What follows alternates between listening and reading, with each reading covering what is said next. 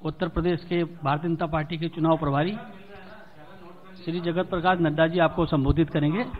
मेरा आग्रह है नड्डा जी से कि आप अपना उद्बोधन शुरू करें। मित्रों, सबसे पहले तो आप सबको होली की बहुत बहुत शुभकामनाएं।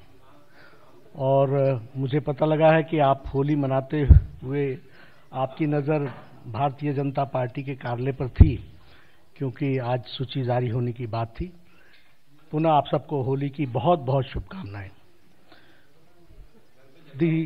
The Central Election Committee meeting was held on 16th, 19th and 20th of March, and it was presided by our Honorable President Shri Amit भाई शाह जी, और उसमें हमारे भारत के प्रधानमंत्री श्री नरेंद्र मोदी जी, गृह मंत्री श्री राजनाथ सिंह जी, वित्त मंत्री अरुण जेटली जी और हमारी external affairs minister Sushma Swaraj ji और सभी इलेक्शन कमेटी के सदस्य सभी बैठकों में उपस्थित थे।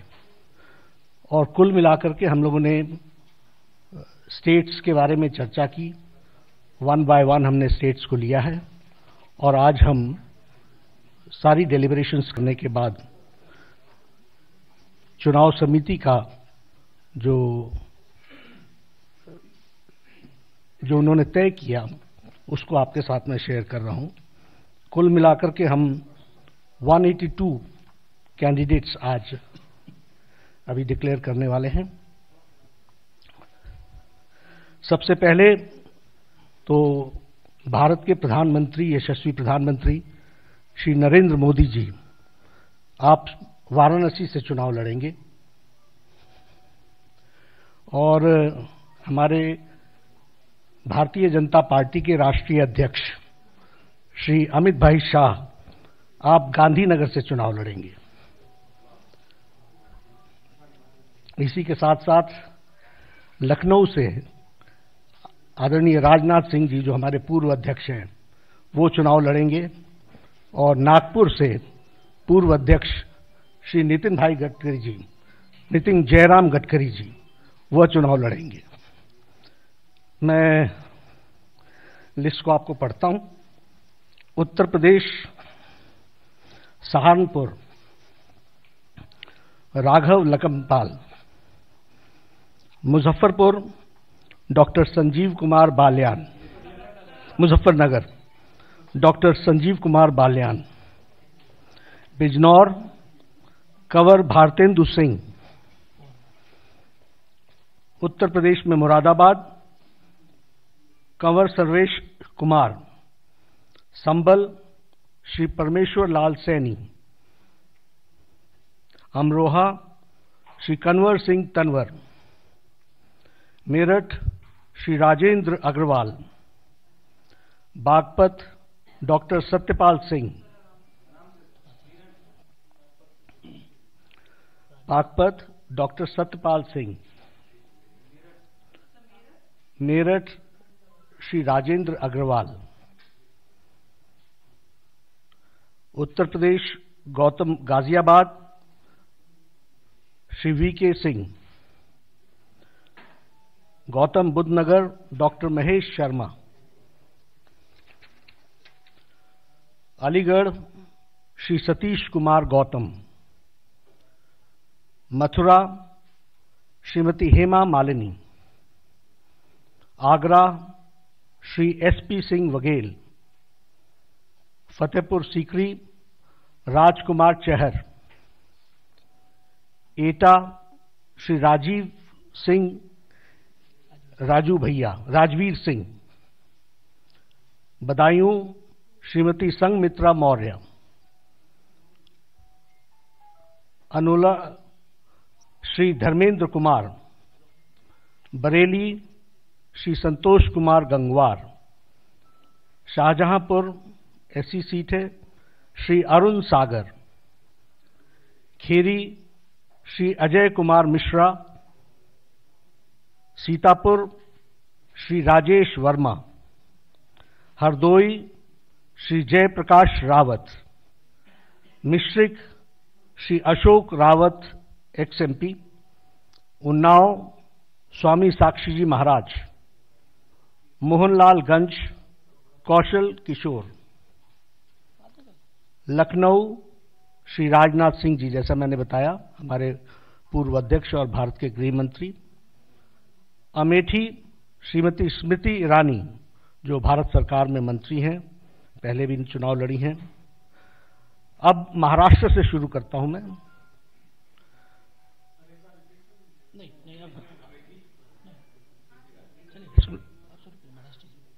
नंदुबार डॉक्टर हीना विजय कुमार गावित, धुले डॉक्टर सुभाष राव भामरे,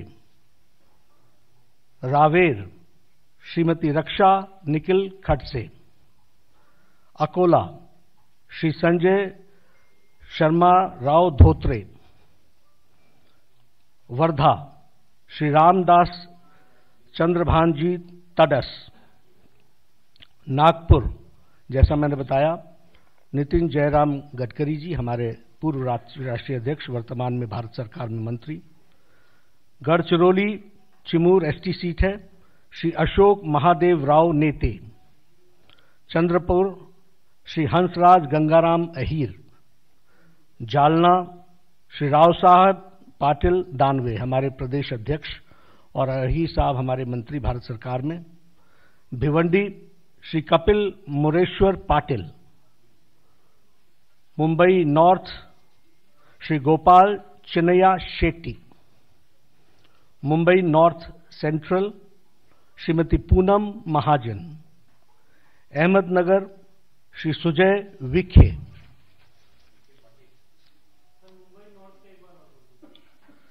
बाद में कर लेंगे अगर ऐसा कुछ होगा। बीड डॉक्टर प्रीतम गोपीनाथ मुंडे।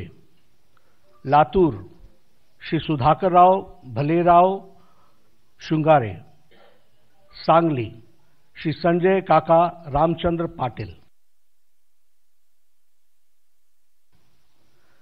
अंडमान निकोबार श्री विशाल जॉली।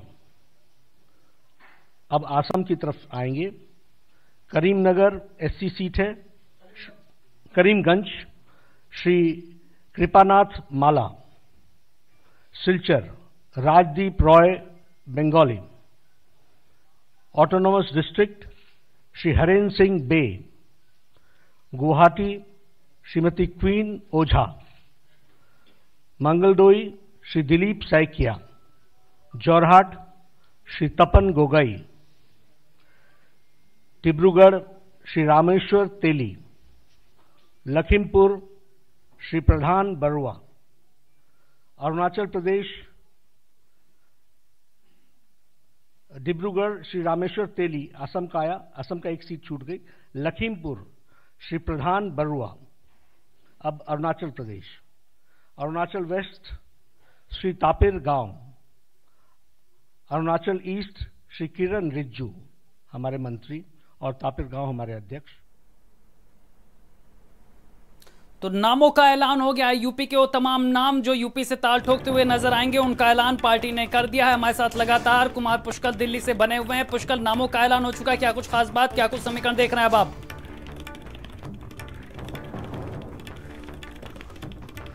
जो 8 सीटें हैं उनमें सभी उम्मीदवारों के नाम का ऐलान कर दिया गया है और उसमें किसी भी आदमी का टिकट नहीं कटा है मौजूदा सांसद का।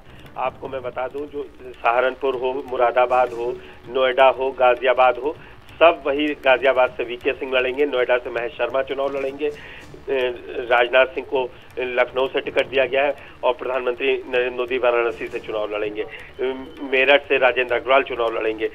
इसमें जो एक चौंकाने वाली बात जो आई है सामने, वो ये आई है कि हरदोई और मिश्रिक सीट से मौजूदा सांसद के टिकट काट दिए गए हैं, अंशुल वर्मा और अंजू बाला का। हरदोई से जयप्रकाश रावत को टिकट दिया गया है, मिश्रिक से अशोक रावत को टिकट दिया गया है। उसका लेकिन जिस तरह से देखा जाए, तमाम बातें की जा रही थी कि पार्टी ने आंतरिक सर्वे करा है, जनता को लेकर, जनता के मन में जिन सांसदों के प्रति नाराजगी है उनके टिकट कट सकते हैं। आज जब नामों का ऐलान हुआ है तो किन बातों का ख्याल रखेगा, कौन से समीकरण यहाँ पर पार्टी ज्यादा साधते हुए नजर आ रही है?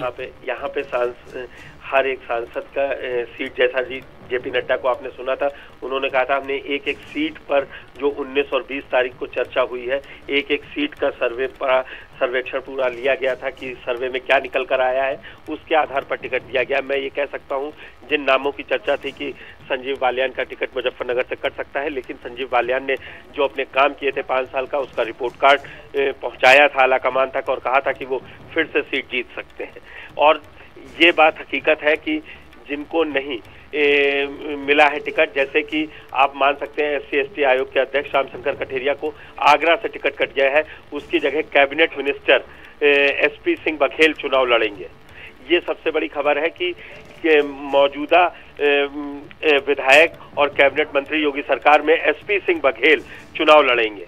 बिल्कुल पुष्कर, लेकिन जिस तरह से पहले ही ये अंदाजा लगाया गया था कि योगी सरकार के कई मंत्रियों विधायकों को मौका दिया जा सकता है, अभी कुछ नाम सामने आए, अभी और नाम आने बाकी हैं, तो क्या माना जाए यही फॉर्मूला आगे भी देखने को मिलेगा? बिल्कुल, पुराने नामों पर फिर से पार्टी दम लगाएगी? और बिल्कुल, और अब की दबाव में भी थोड़ा सा मौजूदा सांसदों ने लिया था, लेकिन जिनके रिपोर्ट कार्ड बहुत ही पुअर था वो टिकट पाने में कामयाब नहीं हो सके। हालांकि आप अभी थोड़ी देर पहले जब हम लोग चर्चा कर रहे थे तो साक्षी महाराज ने खुली चिट्ठी भी लिखी थी आलाकमान को, आपको याद होगा, और उन्नाव से उनको टिकट दे दिया गया।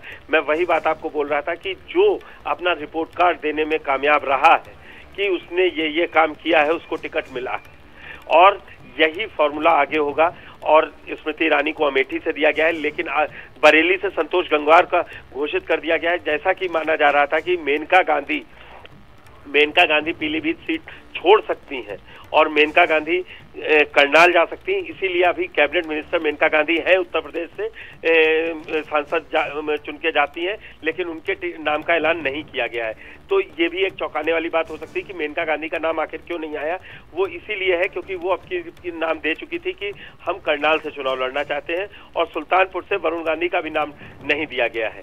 जिन नामों का भी ऐलान किया गया है उसमें जो शुरुआती अगर देखें तो ये समझ के आ रहा है कि जिन लोगों को टिकट मिले हैं उसके अलावा जिनके कटे हैं वो वही सांसद हैं जिन्होंने काम नहीं किया था। बिल्कुल, काम यहाँ पर पैमाना रखा गया है पुष्कर, लेकिन जिस तरह से बदले हुए समीकरण है तो क्या माना जाए, बड़े नामों पर, भरोसेमंद नामों पर और जिताऊ नामों पर ही पार्टी ने ज्यादा विश्वास जताया है? बिल्कुल, जो जिताऊ उम्मीदवार था उनको दिया गया, जो ये कहने में कामयाब रहे कि वो हम काम करते रहे और हमको मौका दिया जाए। मुरादाबाद से सर्वेश कुमार सिंह हो या सहारनपुर से राघव लखनपाल हो, इन लोगों का टिकट फाइनल किया गया। मुजफ्फरनगर से संजीव बालियान, जबकि संजीव बालियान को मंत्रिमंडल से बाहर होना पड़ा था और संगठन में काम करने का मौका दिया गया था, तो लग रहा था कि हो सकता है कि मुजफ्फरनगर से संजीव बालियान का टिकट काट दिया जाए। लेकिन भारत समाचार ने सबसे पहले आपको बताया था कि इन लोगों को टिकट मिलेंगे। बिल्कुल, भारत समाचार ने पहले ही बताया था पुष्कर, यहाँ पर भारत समाचार ने पहले ही बताया था, लेकिन साक्षी महाराज का नाम जिस तरह से पहले ही यहाँ पर उन्होंने लेटर बम फोड़ा था, उम्मीदें यहाँ पर जताई जा रही थी, चुनौती पेश की थी पार्टी के सामने, उनको टिकट दिया गया है। क्या कुछ समीकरण यहाँ बनते नजर आ रहे हैं?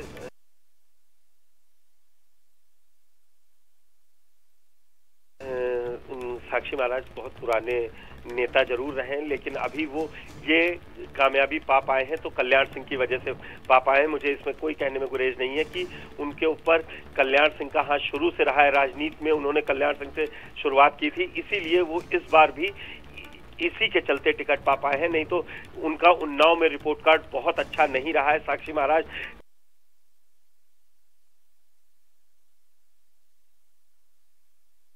ने काम नहीं किया है। हम लोगों ने अपना प्रोग्राम दिखाया था, उसमें भी दिखाया गया था कि साक्षी महाराज काम नहीं कर रहे हैं और जनता बेहद नाराज है। बिल्कुल, लेकिन काशी की लड़ाई की बात करें तो एक बार फिर पीएम मोदी यहीं से ताल ठोकते हुए नजर आएंगे। प्रियंका लगातार दौरे कर रही हैं, पूर्वांचल में दोस्ती का दमखम पूरा देखने को मिल रहा है, तो क्या माना जाए रोमांचक लड़ाई पश्चिम के साथ साथ पूर्वांचल में भी? जी बिल्कुल, अब देखना है कि वाराणसी में इस बार कौन बड़ा चेहरा विपक्ष उतारता है। गठबंधन से अगर देखें तो ये सीट खाते में गई है समाजवादी पार्टी के। कांग्रेस अलग लड़ रही है। कांग्रेस किसको पिछली बार अजय राय को लड़ाया था, और पिछली बार सेकंड नंबर पे जो अरविंद केजरीवाल रहे थे वो इस बार चुनाव नहीं लड़ेंगे, नरेंद्र मोदी के खिलाफ वो कह चुके हैं। बिल्कुल पुष्कर, आप हमारे साथ बने रहिए। इस वक्त दिल्ली से हमारे संवाददाता कुमार पुष्कर भी हमारे साथ जुड़ चुके हैं। पुष्कर, जिस तरह से नामों का ऐलान हो चुका है, कौन से मापदंड यहां पर पार्टी अपनाते हुए नजर आ रही है? जिताऊ, भरोसेमंद, पुराने नाम, बड़े नाम, जाति समीकरण, क्या कुछ यहां पर समझ में आ रहा है इन नामों के ऐलान के बाद? देखिए सैलन, जिस तरह से नामों का ऐलान हुआ है, खासकर अगर उत्तर प्रदेश की बात करें तो कहीं न कहीं जो भरोसेमंद राजनेता है, बड़े नेता है, उनके नामों की आज बीजेपी ने घोषणा की है। चाहे वो प्रधानमंत्री नरेंद्र मोदी का नाम हो, चाहे वो राजनाथ सिंह का नाम हो, वीके सिंह का नाम हो, महेश शर्मा का नाम हो, तो कहीं न कहीं भरोसेमंद राजनेता जो चुनाव जीत सकते हैं, जिनका कामकाज अच्छा माना जाता है बीजेपी में, उनके नामों की चर्चा हुई थी और उन्हें टिकट दिया गया। तो कहीं ना कहीं और साफ तौर पे पहली बार हुआ है कि गांधीनगर से अमित शाह को टिकट दिया गया लालकृष्ण आडवाणी की जगह, क्योंकि उन्हें बात पर चर्चा हुई थी क्या बुजुर्ग राजनेता को टिकट दिया जाएगा, जिसमें राजनाथ सिंह का नाम था, तो माफ कीजिएगा लालकृष्ण आडवाणी का नाम था। तो उस पर साफ तौर पे आज एकदम क्लियर हो गया, तस्वीर साफ हो गई कि अमित शाह गांधीनगर से चुनाव लड़ेंगे। तो कहीं ना कहीं भरोसेमंद राजनाथ जो राजनेता है, उनके नामों की पर मुहर लगी है। ये पहली लिस्ट है और बिल्कुल पुष्कर, यहाँ पर कठिन लड़ाई है और करिश्माई प्रदर्शन फिर से करना है। यूपी में पार्टी के ऊपर दबाव है, इसलिए इतनी देर में नाम यहाँ पर घोषित किए गए। लगातार पार्टी में इंतजार बढ़ रहा था, कार्यकर्ता इंतजार कर रहे थे, वो घड़ी आ चुकी है, नामों का ऐलान हो चुका है। क्या कुछ समीकरण यहाँ पर सामने आते नजर आ रहे हैं बागी?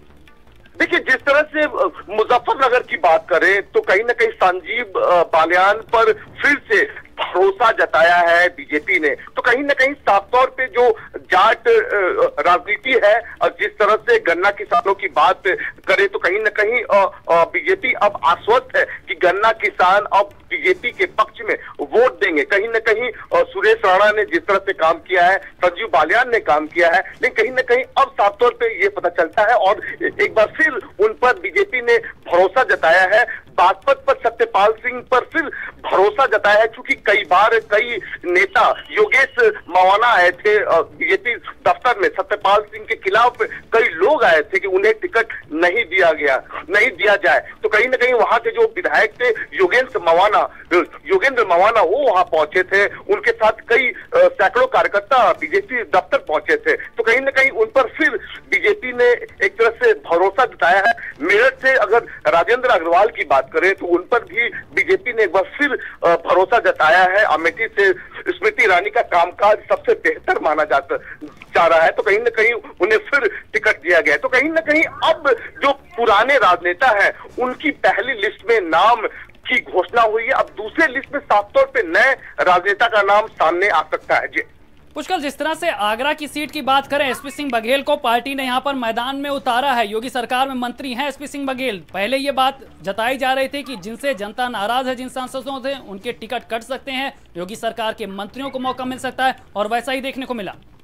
हाँ बिल्कुल, अगर आगरा की बात करें तो कहीं ना कहीं योगी सरकार के जो कैबिनेट मंत्री हैं एसपी सिंह बघेल पहले भी सांसद रह चुके हैं। पहले उनका कामकाज बेहतर माना जा सकता है जब वो सपा में थे, मुलायम सिंह के साथ जुड़े थे, और कहीं ना कहीं उनके कामकाज को बेहतर माना गया। और अभी भी उनकी जो पर्सनालिटी है, साफ तौर पे आगरा के लोग काफी अप्रिशिएट करते हैं। तो कहीं ना कहीं उनके नाम पर एक बार बीजेपी ने भरोसा जताया है, क्योंकि पहली बार है जब योगी सरकार के एक मंत्री को लोकसभा के लिए टिकट दिया गया।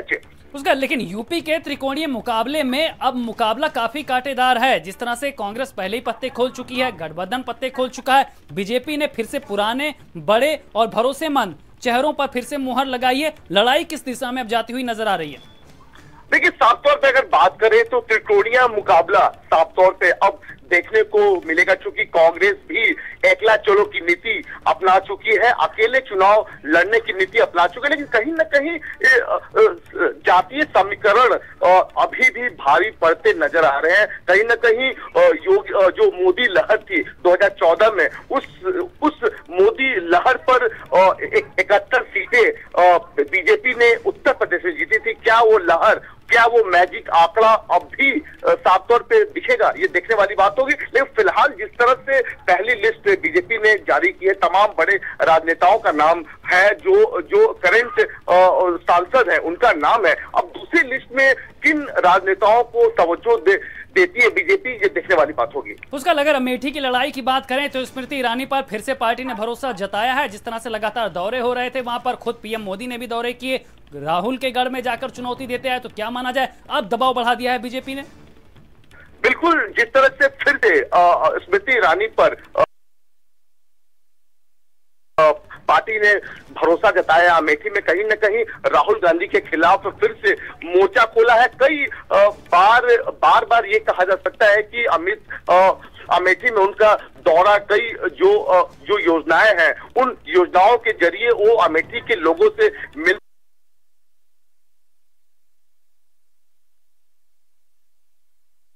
जुलती है, इंटरैक्ट होती रही है। तो कहीं न कहीं अब साफ तौर पर लगता है कि कांटे की लड़ाई अमेठी में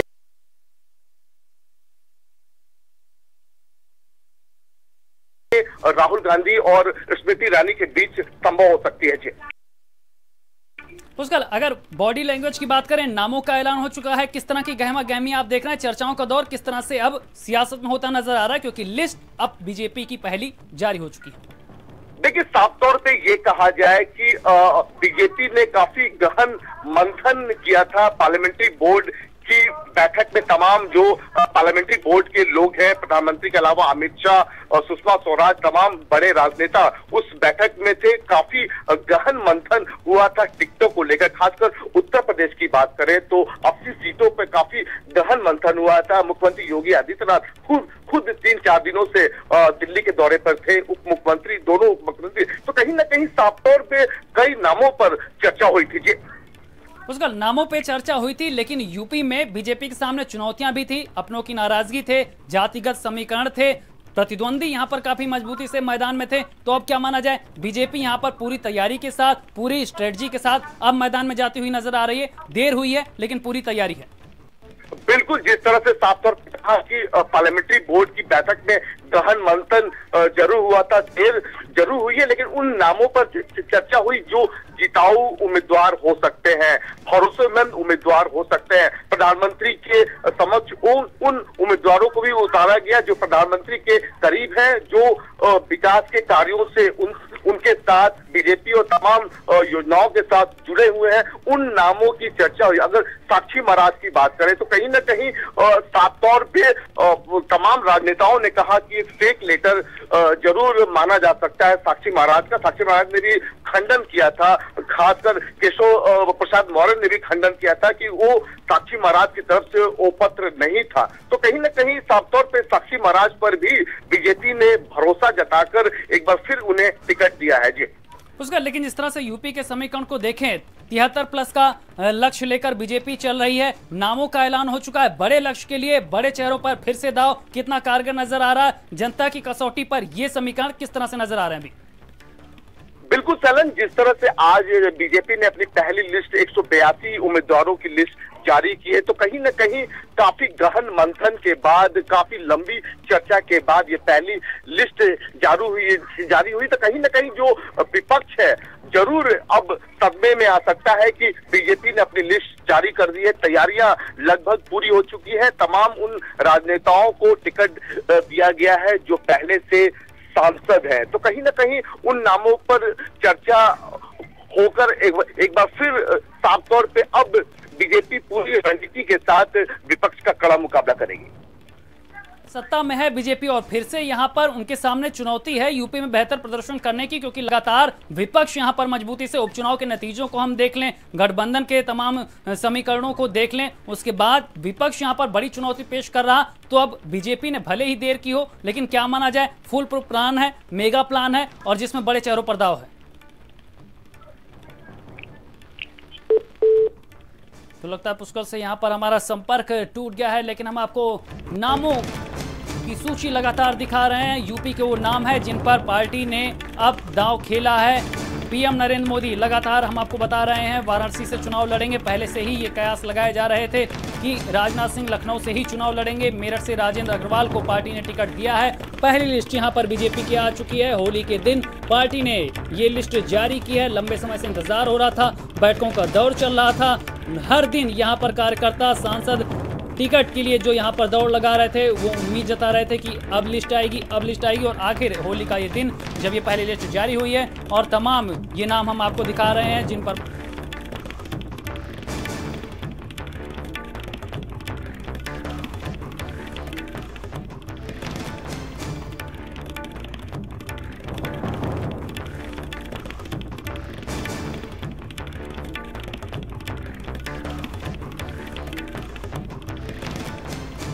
तमाम वो नाम दिखा रहे हैं जिन पर बीजेपी ने मुहर लगा दी है। अलीगढ़ से सतीश गौतम को टिकट दिया गया है। यूपी के वो तमाम नाम बीजेपी ने लिस्ट जारी कर दी है और यूपी के नामों का हम आपको विवरण यहां पर दे रहे हैं। नरेंद्र मोदी यानी पीएम नरेंद्र मोदी वाराणसी से चुनाव लड़ेंगे। काशी की लड़ाई में पीएम नरेंद्र मोदी यहां पर बीजेपी का चेहरा होंगे। राजनाथ सिंह मेरठ से राजेंद्र अग्रवाल को यहां पर टिकट दिया गया है। आगरा से एसपी सिंह बघेल को टिकट दिया गया है। आगरा से एसपी सिंह, इसके साथ ही गाजियाबाद से बीके सिंह को टिकट दिया गया है।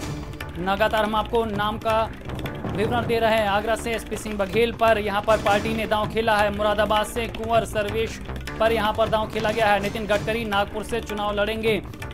उन्नाव से साक्षी महाराज पर फिर दांव खेला गया है। जिस तरह से साक्षी महाराज ने टिकट कटने की तमाम बातों के बीच यहां पर तेवर अपने दिखाए थे, उसके बाद अब यहां पर उन पे ही दांव खेला गया है। और हमारे साथ दिल्ली से हमारे ब्यूरो चीफ नीरज पांडे हमारे साथ लगातार बने हुए हैं। नीरज जी, जिस तरह से नामों का ऐलान हो चुका है, क्या कुछ समीकरण यहाँ पर बनते नजर आ रहे हैं? किन बातों का ख्याल रखकर इन लंबे मंथन के बाद पार्टी ने नामों पर मुहर लगाई है? शैलेंद्र, उत्तर प्रदेश के भी जिन जिन सीटों पर अनाउंस किए गए हैं उसमें साफ तौर पर देखा जाए तो 4 सीटों के टिकट बदले गए हैं। एक तो सबसे बड़ी चीज़, आगरा से रामशंकर कठेरिया जो कि केंद्र में एससी कमीशन के चेयरमैन भी हैं, उनका टिकट काट दिया गया है। उनके जगह में एसपी सिंह बघेल को, जो उत्तर प्रदेश सरकार में मंत्री हैं, उनको टिकट दिया गया है। इसी तरह मिश्रिक और हरदोई, इन दोनों सांसदों का, प्रियंका रावत का टिकट भी काट दिया गया और अंशुल वर्मा का भी टिकट काट दिया। इन दोनों जगहों पे भी नए चेहरों पर दांव खेला गया है। एक और महत्वपूर्ण देखा जाए, संभल में परमेश्वर लाल पर दांव खेला गया है। संभल पे इससे पहले सत्यपाल सिंह सांसद थे और उनका भी टिकट काट गया। तो अभी तक की जो लिस्ट आई उसमें 4 सीधे तौर पर 4 नए नाम लाए गए हैं। तो इससे साफ है कि भारतीय जनता पार्टी ने बिल्कुल मन बना लिया है कि अगर उनका कोई भी सांसद जो कि तनिक भी लगा कि ये काम करने वाला नहीं है या उसकी रिपोर्ट गड़बड़ है, तो उसका टिकट काट दिया जाएगा। लेकिन एक चौंकाने वाला नाम यहाँ पे ये रहा कि साक्षी महाराज को लेकर लगातार ऐसी चर्चाएं थी और उनका जिस तरह से लेटर सामने आया था और उनके बयानबाजी जिस तरह से सामने आई थी, उससे साफ था कि शायद उनका टिकट काट दिया जाएगा, लेकिन उनका टिकट रिपीट किया गया। और 2 महत्वपूर्ण नाम और यहाँ लूँगा, एक डॉक्टर महेश शर्मा और जनरल वीके सिंह। दोनों लोगों का क्षेत्र में लगातार जहां जा रहे थे विरोध हो रहा था, लेकिन भारतीय जनता पार्टी ने दोनों अपने केंद्रीय मंत्रियों पर दांव खेला और दोनों लोगों को रिपीट किया है। हेमा मालिनी को लेकर भी यही चर्चा थी कि शायद उनको टिकट रिप्लेस किया जाएगा, लेकिन उनको भी यहाँ पे रिपीट किया गया। तो अब तक जो उत्तर प्रदेश की तरफ से जो लिस्ट जारी की गई है वो कमोबेश भारतीय जनता पार्टी ने अपने हिसाब से जारी की है। 4 नए नाम इन्होंने इंट्रोड्यूस किए हैं। एक भारतीय जनता पार्टी के इतिहास की, जब से भारतीय जनता पार्टी बनी है तब से अब तक की, मैंने पहले ये कहा था, और वो सबसे बड़ी घटना होगी कि ये पहली लिस्ट जारी हुई भारतीय जनता पार्टी की। और लाल कृष्ण आडवाणी जो भारतीय जनता पार्टी के बहुत बड़े नेता माने जाते हैं, आज उनका नाम इस लिस्ट में नहीं है। शायद ये अपने आप में भारतीय जनता पार्टी के इतिहास में ये पहली घटना होगी कि जब भारतीय जनता पार्टी के सबसे बड़े दिग्गज नेता लाल कृष्ण आडवाणी लोकसभा की पहली लिस्ट में, उनका नाम नहीं है। और उनकी जो लोकसभा सीट थी गांधीनगर से, वहां से भाजपा के अध्यक्ष अमित शाह चुनाव लड़ेंगे। खैर, ये एक उम्र का तकाजा हो सकता है कि एक उम्र के बाद शायद चुनाव न, लेकिन आडवाणी बिल्कुल। नीरज, आप हमारे साथ बने रहिए। इस वक्त हमारे साथ पुष्कर चौहान भी लगातार बने हुए हैं। पुष्कर, जिस तरह से अगर हम देखें, संघमित्रा मौर्य को भी यहाँ पर पार्टी ने बदायूं से टिकट दिया है। स्वामी प्रसाद मौर्य की बेटी हैं। क्या कुछ यहाँ पर समीकरण ध्यान में रखा है? आखिर इतना बड़ा दाव पार्टी ने यहां पे चला है।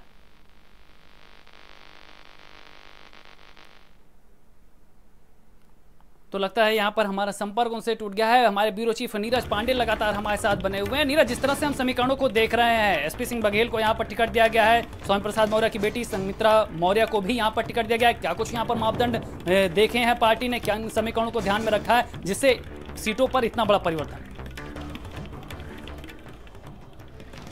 देखिए, आज उत्तर प्रदेश की 28 सीटें भारतीय जनता पार्टी ने मैं जो देख रहा हूँ लिस्ट, उसके अनुसार 28 लोकसभा सीटों पर भारतीय जनता पार्टी ने उत्तर प्रदेश की आज टिकट अनाउंस कर दी है और 28 में 4 लोकसभा सीटों पर नए चेहरे दिए हैं जी। ये एक महत्वपूर्ण है कि 4 सांसदों के उन्होंने टिकट काटे हैं, उन पर भरोसा नहीं जताया है। दूसरी जो सबसे बड़ी घटना है इस पूरी लिस्ट में, तो भारतीय जनता पार्टी के राष्ट्रीय अध्यक्ष अमित शाह गांधीनगर से चुनाव लड़ेंगे, ये एक महत्वपूर्ण घटना है। और तो तीसरी सबसे बड़ी घटना है कि एक बार अमेठी से स्मृति ईरानी फिर से कांग्रेस के जो राष्ट्रीय अध्यक्ष हैं राहुल गांधी उनको चुनौती देंगी। तो ये 3 महत्वपूर्ण घटना इस पूरी लिस्ट की है जो हम उत्तर प्रदेश के लिहाज से बहुत महत्वपूर्ण है।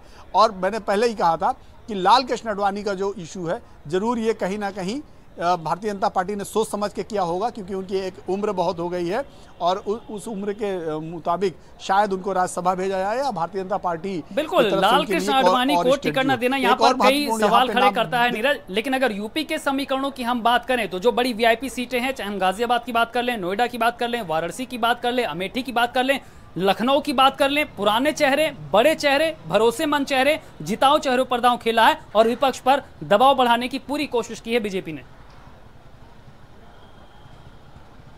नहीं, अभी तक देखा जाए तो भारतीय जनता पार्टी ने बहुत ज्यादा काट छांट नहीं की है जी, क्योंकि अब तक की जो लिस्ट है उसमें सिर्फ 4 ही बदले, 28 नाम घोषित किए हैं, 28 में सारे बड़े नाम उन्होंने कमोबेश ले लिए। एक नाम और महत्वपूर्ण है जो उत्तर प्रदेश की कानपुर लोकसभा सीट से आते हैं, पूर्व अध्यक्ष है डॉक्टर मुरली मनोहर जोशी, उनके भी नाम को पहली लिस्ट में नहीं लाया गया है। अब तक ऐसा होता नहीं रहा है कि भारतीय जनता पार्टी में लाल कृष्ण आडवाणी, मुरली मनोहर जोशी और अटल बिहारी वाजपेयी जब तक चुनाव लड़ते रहे सबसे पहली लिस्ट में उनका नाम हुआ करता था। आज आडवाणी और जोशी दोनों लोग पहली लिस्ट से गायब हैं। तो उत्तर प्रदेश में कानपुर में भी अब ये तय माना जा रहा है कि मुरली मनोहर जोशी की जगह में भी कोई नया नाम आने वाला है, इसमें कोई शक नहीं। अगर जोशी जी को चुनाव लड़ाना होता भारतीय जनता पार्टी को तो अब तक जोशी जी का पहली ही लिस्ट में नाम आ जाता। तो एक तो बिल्कुल तय हो गया है कि जोशी जी भी अब चुनाव नहीं लड़ेंगे इस जो लिस्ट के हिसाब से। लेकिन एक और महत्वपूर्ण बात यह है जो आपने कही कि भारतीय जनता पार्टी ने अभी तक अपने सारे पुराने चेहरों पर दांव खेला है। राघव लखनपाल सहारनपुर से उनको चुनाव मैदान में उन्होंने फिर से उतारा है कि वो इमरान मसूद की टक्कर लेंगे। पिछली बार बहुत कम मार्जिन रहा है जीत का, करीब 65,000 के आसपास से हार जीत हुई थी, 65,000 से इमरान मसूद हार गए थे चुनाव। लेकिन इस बार चूंकि गठबंधन सपा और बसपा दोनों लड़ रही है तो राघव लखनपाल के लिए शायद फिर से दांव खेला है भारतीय जनता पार्टी ने। इसी तरह मुजफ्फरनगर से चौधरी अजीत सिंह के सीधे सामने लड़ेंगे संजीव बालियान, जो केंद्र में मंत्री रहे हैं और बीच में उनको ड्रॉप कर दिया गया था और उत्तर प्रदेश में उनको महामंत्री बनाया गया था जी। इसी तरह आप देखें वीके सिंह को फिर से रिपीट किया गया, ऐसा कहा जा रहा है। बिल्कुल, अधिकतर सीटों पर हम नीरज देखें तो भरोसेमंद और पुराने चेहरों पर ही पार्टी यहां पर दांव खेलती हुई नजर आई। बीजेपी महत्वपूर्ण लड़ाई है, त्रिकोणीय मुकाबला है, 80 सीटों की जंग है और 73+ का टारगेट है। इस तरह की सीटों पर इस तरह के नामों का ऐलान पार्टी की किस तरह की स्ट्रेटजी को दिखाता है और किस तरह का संदेश देने की कोशिश की है पार्टी ने? शैलेंद्र, यहाँ एक बहुत बड़ी बात है कि जब आप किसी को इंट्रोड्यूस करते हैं, 5 साल उसको काम करने का मौका देते हैं तो 5 साल में उसकी एक छवि बन जाती है, एक पहचान बन जाती है। अचानक आप उसका टिकट काट के किसी नए को लाते हैं तो कहीं ना कहीं जो उस सांसद या उस मंत्री के जो अपने व्यक्तिगत लोग हो तो वो भी नाराज होते हैं। तो आपने जितना उसको 5 साल में बनाया है, अगर आप टिकट काट देते हैं तो उतना ही वो नुकसान करने की स्थिति में पहुंच जाता है। तो ऐसे में भारतीय जनता पार्टी की स्ट्रेटजी यही रही होगी और अब तक की जो लिस्ट है उससे साफ ये नजर आता है कि भारतीय जनता पार्टी का अगर कोई सांसद बिल्कुल बहुत ही निकृष्ट रहा हो या आप ये कहें कि वो फ्रूटफुल नहीं रहा हो, सरकार की योजनाओं को जनता तक पहुंचा ना पाया हो, अपने क्षेत्र में सक्रिय ना रहा हो, तभी भारतीय जनता पार्टी ने टिकट काटा है। जैसे रामशंकर कटेरिया की सभा में जब अमित शाह खुद मंच पर मौजूद थे तो वहां रामशंकर कटेरिया का विरोध हो गया था और पूरे उसमें रामशंकर कटेरिया के खिलाफ नारेबाजी शुरू हो गई थी। तो इससे साफ हो गया कि रामशंकर कटेरिया को चुनाव नहीं लड़ाना और इसीलिए शायद भारतीय जनता पार्टी की तरफ से उनका नाम रिकमेंड किया गया था और सरकार ने उनको एससी कमीशन का चेयरमैन बनाया। इसी तरह आप देखें अंजू बाला का टिकट भी मिश्रिक से काटा गया। तो अंजू बाला के लिए भी ये माना जा रहा था, पहले भी ये तय लग रहा था कि शायद अंजू बाला का टिकट काट दिया जाए क्योंकि अंजू बाला की सक्रियता क्षेत्र में नजर नहीं आ रही थी। प्रियंका रावत, उनके पति भारत सरकार में IRS ऑफिसर हैं और प्रियंका रावत का ज़्यादातर टाइम दिल्ली में ही बीतता था और वो पहले भी विवाद में आई थी जब सांसद बनी थी और उन्होंने अपने ससुर को अपना PA नियुक्त कर दिया था। तो प्रियंका रावत का भी यहाँ पे टिकट भारतीय जनता पार्टी ने काट दिया है। संभल से एक नाम सत्यपाल सिंह, जो सत्यपाल सिंह का टिकट काटकर वहाँ पर परमेश्वर लाल को नया जो कैंडिडेट है वहाँ पे इंट्रोड्यूस किया गया है। और भारतीय जनता पार्टी ने एक टिकट और संघमित्रा मौर्य जो स्वामी प्रसाद मौर्य की बेटी हैं और उनको बदायूं से टिकट दिया गया है और वो धर्मेंद्र यादव के खिलाफ चुनाव लड़ेंगे। इससे पहले जो बदायूं से चुनाव लड़े थे बागीश पाठक ने चुनाव लड़ा था और बागीश पाठक चूंकि उस चुनाव में एक तरह से खाना पूर्ति करते नजर आए थे पूरे चुनाव में, तो साफ करीब 2 लाख से ज़्यादा हारे। तो भारतीय जनता पार्टी ने उन सभी सीटों पर एक तरह से देखा जाए तो पूरी तरह से प्रयोग किया है और एक एक सीट पर ना सिर्फ वोट बैंक के हिसाब से टिकट देने की कोशिश की है बल्कि ये भी देखा है कि हमारा वो कौन सा कैंडिडेट है जिसने परफॉर्म नहीं किया और जनता के बीच में सीधा विरोध है उसका।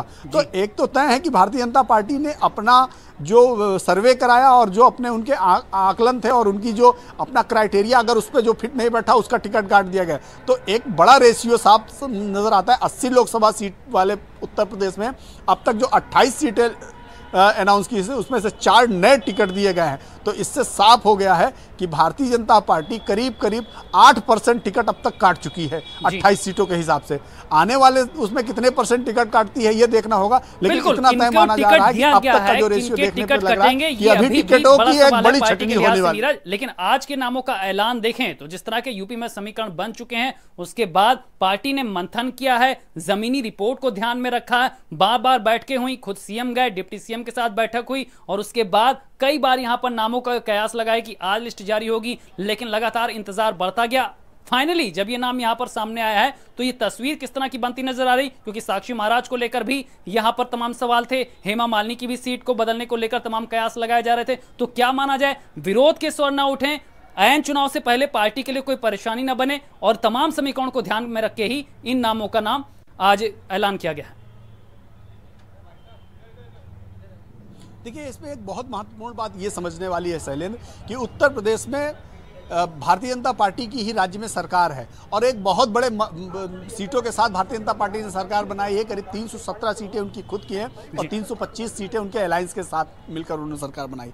तो एक तो बिल्कुल तय हो गया कि हर जिले में उनके पास विधायकों की संख्या ज़्यादा है और ज़्यादातर जिलों में आप देखें तो विधायक खुद अप्लाई करके लोकसभा टिकट मांग रहे थे। जो मंत्री नहीं बन पाए थे उनमें से ज़्यादातर लोग वो खुद ही लोकसभा का टिकट चाहते थे। तो भारतीय जनता पार्टी के सामने एक बहुत बड़ी चुनौती ये भी थी कि अपनी पार्टी के कार्यकर्ताओं को, अपने कैडर को किस तरह से संभाल के रखा जाए, क्योंकि अगर किसी लोकसभा सांसद का टिकट आप काट के किसी नए चेहरे को लाते हैं तो अपने आप में एक विवाद शुरू होता है कि जब 4 लोग जो मांग रहे हैं उनमें से अगर किसी एक को देते हैं और 3 को नहीं देते तो 3 वो नाराज हो जाएंगे, प्लस आप जिसका टिकट काटेंगे वो अलग नाराज हो जाएगा। तो भारतीय जनता पार्टी के पास उस समय जीतना और मुश्किल हो जाता।